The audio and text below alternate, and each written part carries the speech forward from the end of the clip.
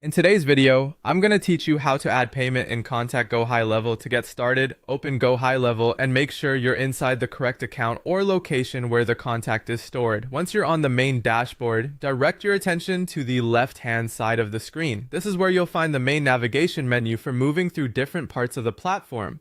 From that menu, click on Contacts.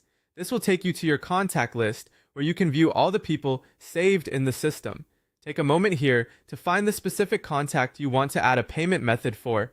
If you have a long list of contacts, it may help to carefully scan the names so you select the correct record. Once you've found the right contact, click on the contact's name to open their profile. After the contact details load, look over to the panel on the right-hand side. This area contains several options related to that contact, including payment-related settings and activity.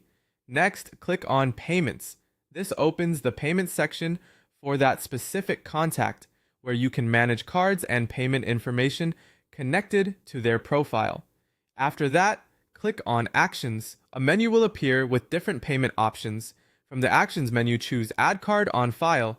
This is the option that allows you to begin saving a payment method under that contact. If Gohighlevel prompts you to set up payments first, click on Integrate Payment Gateway. This means the system needs a connected payment provider before you can store a card. At this point, look through the available providers and choose the one you want to use. Once you've found the right provider, click Connect. You'll then be taken through the provider's connection process so it can link with your Gohighlevel account.